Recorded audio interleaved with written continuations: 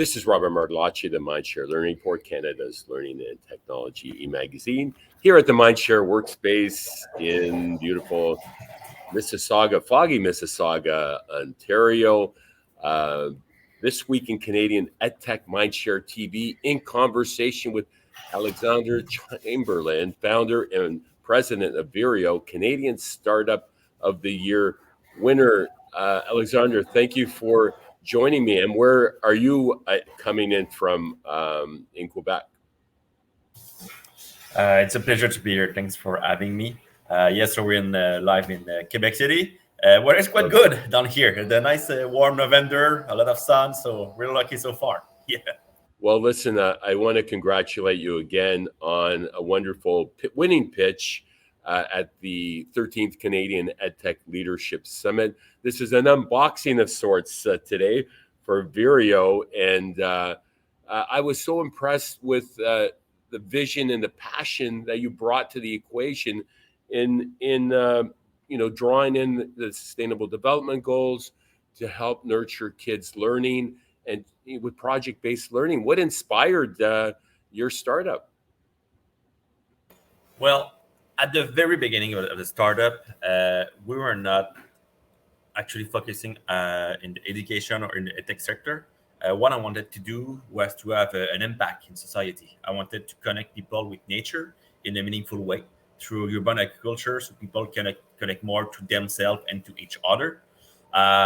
So I had that. No, I have a degree in agroengineering. I started a school project. It's called AgroStay. It's still working right now in Laval University in Quebec City. And what we did was... Oh, thank you. Where did you study? Laval University. It's in Quebec City. Amazing.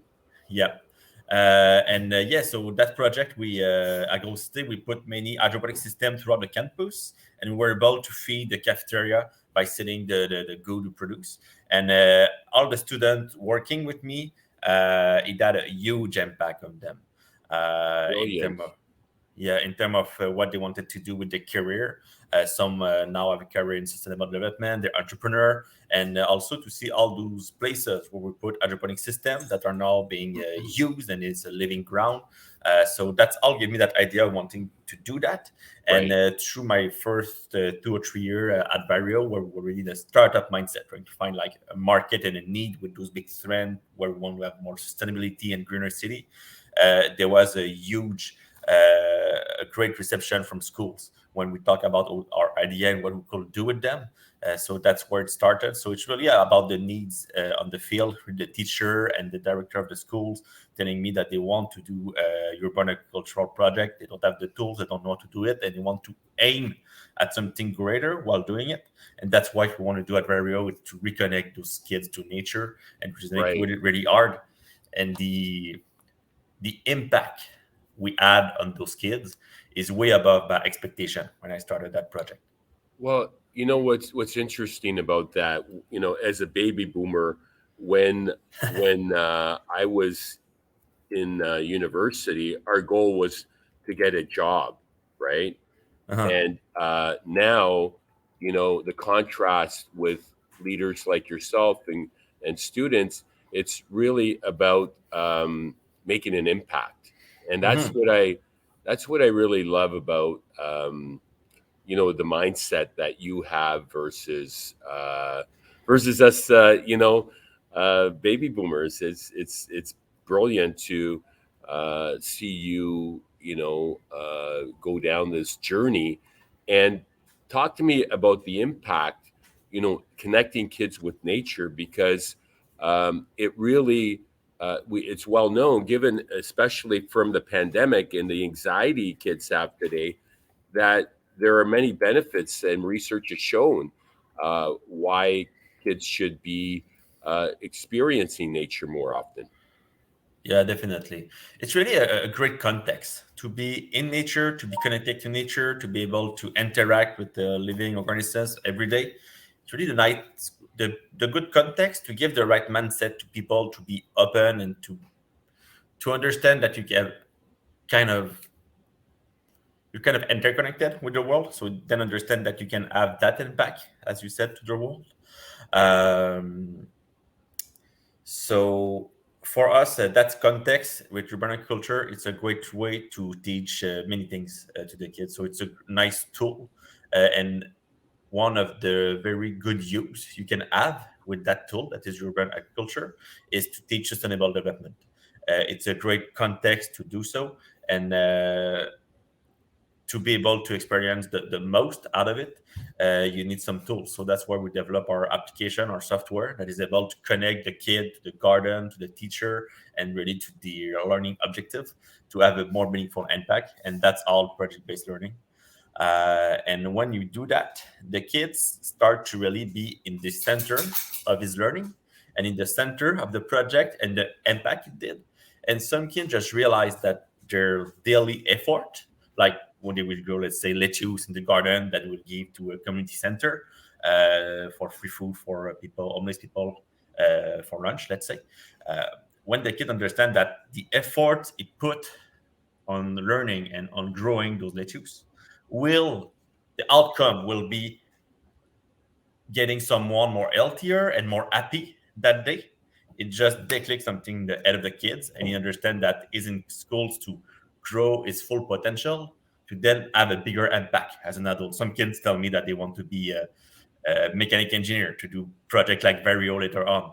So that meaningful and deep connection through that learning context uh, has blown my mind. I did not expect to have such a big impact through that project, and that's just one side of the impact. Well, I see a lot of smiling faces in these schools where the kids grew their own food. I mean, how incredibly impactful is that in the learning, the project-based hands-on learning is it must feel quite rewarding for you. Oh, it is, and I mean it's. I don't think I'm exaggerating that much if I'm saying that it changed life at some point. Some teacher, 20, 30 years of experience teacher tell us that this is the best project they did in their whole career because that it has such a deep impact on the kids. It really answer that need for the teacher to have that life-changing experience through the learning in the school of the kid. As a startup, because it's a you're running a business, right? It's a Yep. project. It's a big project. Yep. What advice do you offer other budding entrepreneurs in garnering the right skills, because it is about the skills that you bring to the table. You as an engineer had some key skills in that problem solving mindset that helped you get to this point, but it's not an easy journey, is it? And you got to bring the right team together to complement the skills gap that you might have. Talk to me about advice that you might offer. Yeah. Well, maybe if you can just react on my the degree I did in engineering. For me, it was not like the technical skill set I developed, it was more about my curiosity, to be curious about the world around us and be able to be curious Right. about people, to find that right team, to find that right idea, to find that right first customer or need. You really got to deep in and to be have a lot of curiosity to do so. So that will be something there for sure. Because I'm really not using at all what I learned as an engineer in my job as an entrepreneur. That's for sure. Right. But But the the skills you mindset, garnered, yeah, that problem solving mindset, right? yeah, exactly. Yeah. And problem solving is all about being curious about what is the source of the problem. So that's something for sure. But I think that the most important is that being an entrepreneur is such a journey. You really got to be passionate about it because it's going to be so hard. You're going to have so many opportunity to quit. So you got to be passionate that nothing else will be more interesting to you than to do that business project. Mhm. And from there, when you are lucky enough to find a purpose that is so great that you will be able to not quit, then it's all about perseverance. You got to persevere throughout the project because you will fail many times. You will fail in the hiring, you will fail in the product building, you will fail in financing until and you got some wind on the road for sure. So you will learn and you will grow, and Right. that's how success is happening. It's just about trying and acting and have the intelligence to take a step back and learn from all those action. And here you were pitching at the 13th Canadian EdTech Leadership Summit at McGill University, where one of the past winners, Phil Cutler, Uh-huh. co-founder and CEO of Paper Learning, had won our startup challenge and achieved unicorn status, a company valued at over $1 billion with their online tutoring offer. It must have been a little intimidating to be in front of this crowd from across North America and internationally to pitch your solution. I was quite excited, actually. I felt really confident. There's always a little stress for sure, and that's a good thing, right? To have that little stress that gets you positive, focused. channel it into a positive way, right? Yeah, exactly. But it was great to be able to meet everyone live and to pitch live. I didn't maybe pitch remotely, and it's not the same thing to be there live with the people. And it's great to have that feedback, when you able to communicate and have that live feedback with the audience, and then all the feedback after the pitch. It's great, and I think we did a good job, and people understand the need in the market that we're addressing. So it was nice to just share. So is your goal to have a Vireo hydroponic school garden in every school in Canada, North America, around the world? What's next for you?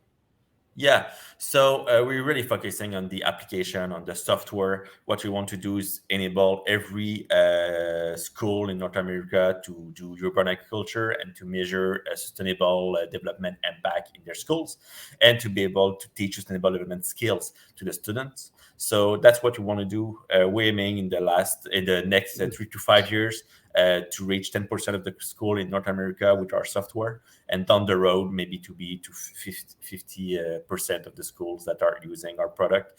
Sustainable development impact measurement and skill development is a big trend. It's going to be something really important. All the government are aiming at it, so we hope to be able to answer that need and to have that. What is the feedback like from the teachers and students? It's great. They love it. It really changed the way they interact with the school, the way they feel in school, and then they really get something out of that project that they can back at home.